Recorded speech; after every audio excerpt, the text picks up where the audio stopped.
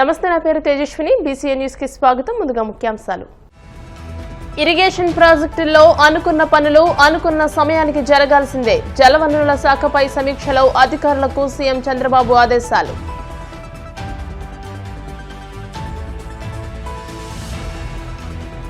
వల్లభనేని వంశీ అరెస్టును ఖండిస్తున్నాం. కూటమి పాలనలో ఇష్టారీతిన అక్రమ కేసులు బనాయిస్తున్నారని శాసనమండలి విపక్ష నేత బొత్స సత్యనారాయణ ఆక్షేపణ.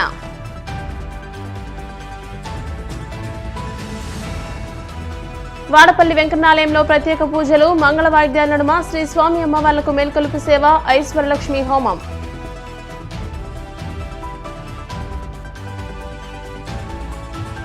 నూతన ఆదాయపు పన్ను బిల్లును పార్లమెంట్లో ప్రవేశపెట్టిన కేంద్ర ఆర్థిక మంత్రి నిర్మలా సీతారామన్ సభ నుండి వాకౌట్ చేసిన విపక్షాలు.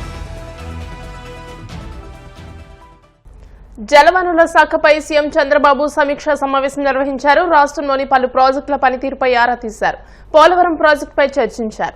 నిర్దేశించుకున్న లక్ష్యాల మేర పనులు జరగకపోతే ఇటు అధికారులు అటు కాంట్రాక్టర్లు బాధ్యత వహించాల్సి ఉంటుందన్నారు. అనుమతులు ఉండి నిధుల సమస్య లేని ప్రాజెక్టులో జాప్యాన్ని సహించేది లేదని ఆయన స్పష్టం చేశారు. ప్రస్తుతం నిర్మాణంలో ఉన్న వివిధ సాగునీటి ప్రాజెక్టుల పనులు, కొత్తగా చేపట్టే ప్రాజెక్టులపై ఆరా తీశారు.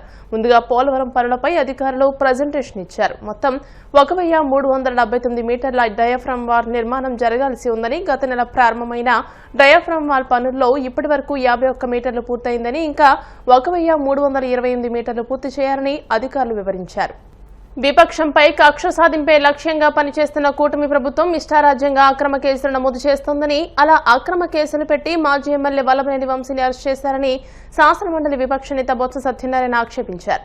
విశాఖలో ఆయన మీడియాతో మాట్లాడుతూ వల్లభనేని వంశీ అరెస్టును ఖండిస్తున్నట్టు ఆయన ప్రకటించారు.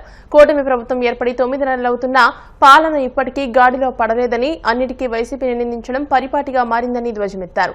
ఫ్రీ హోల్డ్ భూముల్లో అవినీతి జరిగిందని ఆరోపణలు చేసిన కూటమి నాయకులు దమ్ముంటే ఆధారాలతో సహా నిరూపించాలని సవాల్ చేశారు. ప్రభుత్వాలు వాళ్ళ విధానాలు ఉంటాయి. 5 సంవత్సరాల కాలంలో ఎన్ని ఇన్సిడెంట్లు జరిగాయో అంతకంటే ఎక్కువ జరిగాయి ఈ 9 నెలల కాలం. ఎందుకు జరిగాయి? సరైన పర్యవేక్షణ, ఈ ప్రభుత్వం పట్ల భయం, భక్తి వాళ్ళకి లేకపోవడం వల్ల. ఏం తప్పు జరిగితే ఎంతసేపు ఏం జరిగితే అది వైసీపీ అంటే అది ఒక అదురు కింద అయిపోతుంది. అది మానుకోండి, ఇంక అయిపోయి వైసీపీ అని పేరెత్తే మాట అయిపోయాయి. ఇంకెంతకాలం ఈ రాంభజన?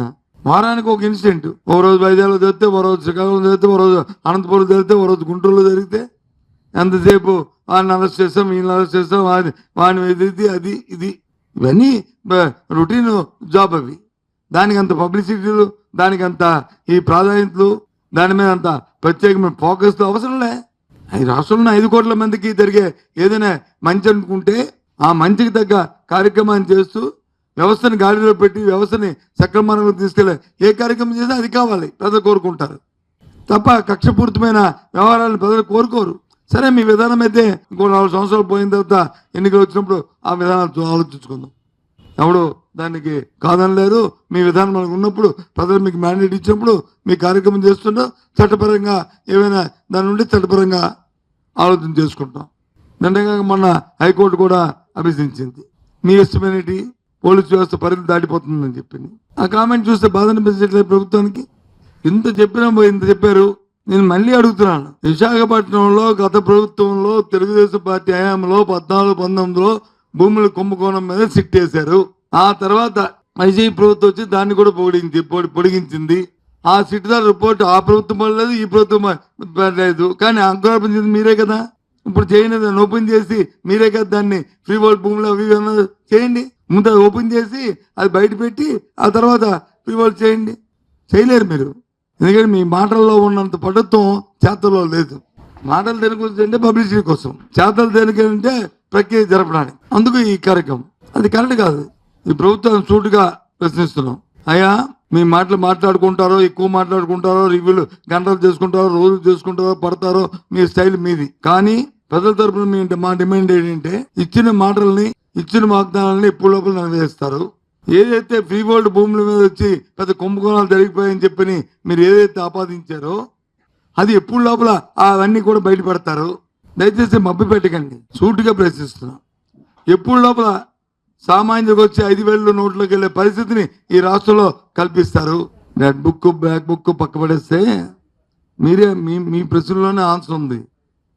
కేసు వెనక్కి తీసుకొని మరి అరెస్ట్ చేశాను మీరు అంటున్నారు కదా, నేను చెప్పడం ఎందుకు? మరి ప్రశ్న ఆన్సర్ మీరే ఇచ్చారు కదమ్మా, మరి దాని మీద నేను కామెంట్ ఎందుకు?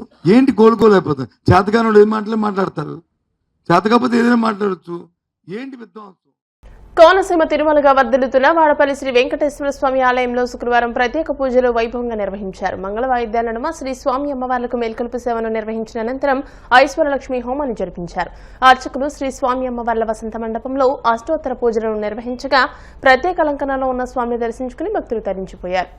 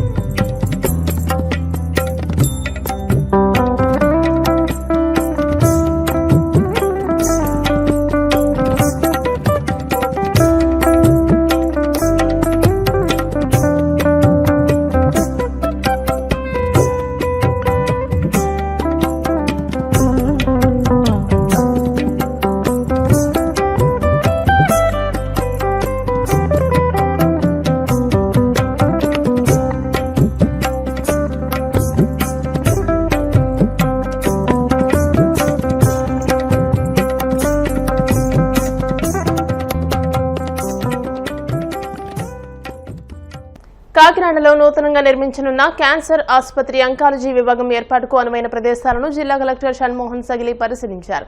కాకినాడ కలెక్టర్ కార్యాలయ ఆవరణ పక్కన ఉన్న మున్సిపల్ అతిథి గృహం స్థలాన్ని జీజీహెచ్ సూపరింటెండెంట్ డాక్టర్ లావణ్య కుమారి, ఏపీఎంఎస్ఐడిసి ఇతర ఇంజనీరింగ్ అధికారులతో కలిసి కలెక్టర్ పరిశీలించారు. అనంతరం కాకినాడ బాలికల పాలిటెక్నిక్ కళాశాలలో నిర్మించిన 50 పడకల నూతన సమీకృత ఆయుర్వేద ఆసుపత్రిని ఆయుష్ వైద్య అధికారులు, ఏపీఎంఎస్ఐడిసి, జీపీటీ కళాశాల సిబ్బందితో కలిసి పరిశీలించారు.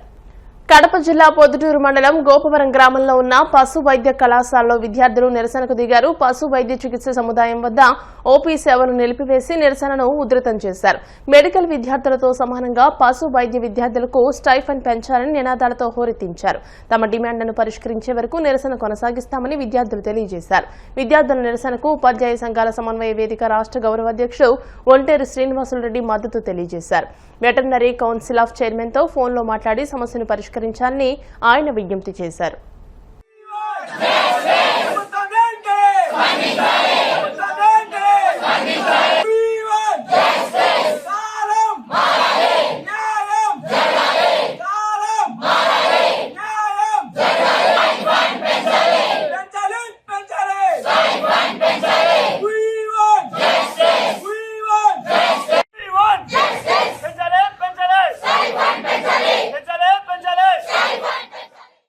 అంబేద్కర్ కోనసీమ జిల్లా మండపేట రూరల్ సీఐ కార్యాలయాన్ని ఎస్పీ బి కృష్ణారావు తనిఖీ చేసి పెండింగ్ కేసులపై ఆరా తీశారు. రూరల్ పరిధిలోని ఉన్న స్టేషన్ రికార్డులు తనిఖీ చేశారు. ఈ సందర్భంగా ఎస్పీ మాట్లాడుతూ శాంతి భద్రతల పరిరక్షణ లక్ష్యంగా పనిచేస్తే అది వృత్తికి గౌరవాన్ని పెంచుతుందని తెలియజేశారు. స్టేషన్ పరిధిలోని సీసీ కెమెరాలు పటిష్టంగా ఉండేలా చర్యలు తీసుకోవాలని అన్నారు. ఈ కార్యక్రమంలో రామచంద్రపురం డీఎస్పీ బి రఘువీర్, రూరల్ సీఐ పీతల దొరరాజు, ఎస్ఐలు, రూరల్ పోలీస్ సిబ్బంది పాల్గొన్నారు. రూరల్ సర్కిల్ ఆఫీస్ ఇన్స్పెక్షన్ కి రావడం జరిగింది. సో లాస్ట్ 3 years ఒక క్రైమ్ ని రివ్యూ చేస్తూ ఉంటాం. సో దీంట్లో ఇన్వెస్టిగేషన్ లో కొన్ని సూచనలు ఇవన్నీ కూడా ఇవ్వడం జరిగింది. అలాగే ఈ సీసీటీవీ కెమెరాస్ పట్ల కూడా చేయబోయే కొన్ని లైక్ ఇన్స్టాలేషన్ కోసం అవన్నీ కూడా ఇన్స్ట్రక్షన్స్ ఇవ్వడం జరిగింది. ఈ ప్రాపర్టీ అఫెన్సెస్ పైన ఈ కొత్తగా మనకి కొంత టెక్నాలజీ కూడా కొంచెం వాడే విధంగా కొన్ని సూచనలు ఇవ్వడం జరిగింది. సో రీసెంట్గా కొన్ని ప్రాపర్టీ అఫెన్సెస్ కూడా మనం ఈ CCTV cameras and finger prints ద్వారా కూడా డిటెక్ట్ చేయడం జరుగుతూ ఉంది.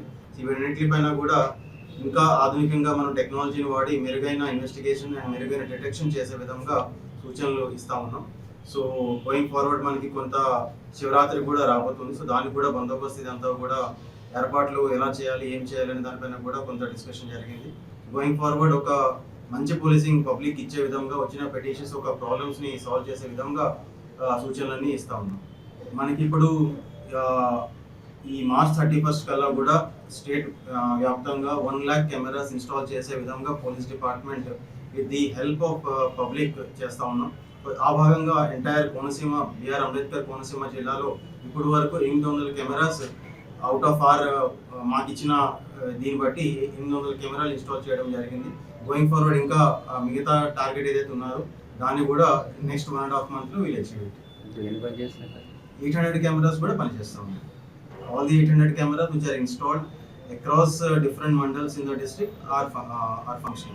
ఈ సైబర్ నేరాల కోసం ప్రత్యేకంగా ఈ శిక్షణ కూడా ఇస్తా ఉన్నాం. మా దగ్గర ఎవరైతే ఉన్నారో బీటెక్ చదివే కానిస్టేబుల్స్ వీళ్ళందరినీ కూడా గుర్తించి వాళ్ళకి ఒక ఎగ్జామ్ లాగా ఇంటర్నల్గా కండక్ట్ చేసి వాళ్ళని ఐటీ టీంలోకి ఇండక్ట్ చేసుకోవడం జరిగింది. వాళ్ళు మనకి రెగ్యులర్గా ఈ ట్రైనింగ్ ప్రోగ్రామ్స్ అనేవి కండక్ట్ చేస్తూ ఉంటారు. మనకి సిడిటిఏ హైదరాబాద్లో కానీ మన హెడ్ క్వార్టర్స్లో కానీ ఆన్లైన్లో కూడా చాలా వెబినార్స్ కూడా కండక్ట్ చేస్తూ ఉంటాం. ఇవన్నింటిలో కూడా వాళ్ళకి నైపుణ్యం పెంచే విధంగా వాళ్ళందరినీ కూడా అటెండ్ చేస్తూ ఉన్నారు. అట్ ద సేమ్ టైం ఈ కేసెస్ అన్నింటిపైన కూడా ఒక అవేర్నెస్ సెషన్స్ కూడా మనం రెగ్యులర్గా డిఫరెంట్ ప్లాట్ఫామ్స్లో డిఫరెంట్ ఇన్స్టిట్యూషన్స్లో మనం కండక్ట్ చేస్తూ ఉన్నాం. సో ఎందుకంటే దీంట్లో ముఖ్యంగా ప్రివెన్షన్ చాలా చాలా ఇంపార్టెంట్. మనకి సైబర్ అవేర్నెస్ మనకి మారుతూ ఉంటుంది. ఒక 10 years క్రితం జరిగిన, ఒక 5 years క్రితం జరిగిన మోడస్ ఆపరాండి అంటే ఏ విధంగా అయితే ఈ సైబర్ అవేర్నెస్ చేస్తూ సైబర్ క్రైమ్ చేస్తూ ఉంటారో అది ఇప్పుడు మారిపోతూ ఉంటుంది. సో ఎప్పటికప్పుడు మేము కూడా అప్డేట్ అవుతూ ఉంటాం and we try to convey the same to the public. ఎట్లా ఇప్పుడు ప్రస్తుతానికి మనం చూసినట్లయితే డిజిటల్ అరెస్ట్ అనేది కొంచెం గట్టిగా లైక్ చాలా మంది దానికి మోసపోతూ ఉన్నారు and losing huge amount of money. దానిపైన బ్యాంకర్స్తో కానీ ఈవెన్ ఇంపార్టెంట్ ఈ ఆర్గనైజేషన్ ఇన్స్టిట్యూషన్స్లో కూడా దానికి తగిన అవగాహన ఇవన్నీ కూడా కండక్ట్ చేస్తాం. ఈ గంజా కూడా మనకి గతంతో పోల్చుకుంటే ఇప్పుడు కొంచెం మనకి కేసెస్ కానీ లేకపోతే దాని ఒక వాడటం కానీ కొంచెం తగ్గుముఖమైందని మనం భావించవచ్చు. But at the same time ఎవరైతే పాత అఫెండర్స్ ఉంటారో వాళ్ళందరిపైన కూడా కొంచెం నిఘా పెడుతూ వాళ్ళు ఎప్పటికప్పుడు వాళ్ళని కౌన్సిలింగ్ చేస్తూ ఉన్నాం. At the same time important మనకి కొన్ని ఐసోలేటెడ్ లొకేషన్స్ ఉంటాయి. కొన్ని ఈ రీసెంట్గా కూడా కొన్ని మనకి కేసెస్ ఏవైతే రిపోర్ట్ అవుతా ఉన్నాయో వాటిలో కూడా వాళ్ళందరినీ కూడా ఇంటర్గేట్ చేస్తూ ఈ కొత్తగా ఎవరైనా ఈ కన్సంప్షన్కి అలవాటు పడ్డారా లేకపోతే రీసెంట్గా కొత్తగా ఎవరైనా పెడ్లింగ్ చేస్తూ ఉన్నారా వీటిపైన మనం ఇన్ఫర్మేషన్ అంతా కూడా సేకరిస్తూ ఉన్నాం. అలాగే మనకి కొత్తగా 1972 టోల్ ఫ్రీ నెంబర్ కూడా ఏర్పాటు చేయడం జరిగింది గవర్నమెంట్ ద్వారా ఈగల్ టీమ్. సో ఈ నంబర్కి ఎవరికైనా ఏమైనా ఇన్ఫర్మేషన్ ఉంటే మీరు వెంటనే ఆ నెంబర్కి తెలియజేసినట్లయితే మనం ఇమీడియట్గా దానిపైన స్పందించడం కుదురుతుంది. అలాగే ఎవ్రీ డిస్ట్రిక్ట్లో కూడా ఈగల్ టీమ్స్ కూడా ఫామ్ చేస్తూ ఉన్నారు. సో ఈగల్ టీమ్స్ ప్రత్యేకంగా ఓన్లీ ఈ గాంజా పైనే పనిచేస్తాం.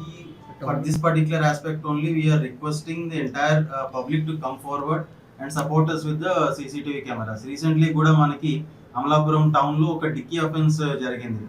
అది మనకి CCTV ఫుటేజ్ రావడం వల్ల అఫెండర్ని గుర్తించి ఇప్పుడు ఆయన్ని మనం పట్టుకునే విధంలో ఉన్నాం మనం. సో ఆయన చాలా అఫెన్సెస్ కమిట్ చేసే ఉన్నారు. సో ఇలా మనం CCTV కెమెరాస్ పెట్టినట్లయితే మనకి చాలా మంది అఫెండర్స్ని మనం డిటెక్ట్ చేసి పట్టుకునే విధంగా. ఇప్పుడు కాసేపు ప్రకటనలు.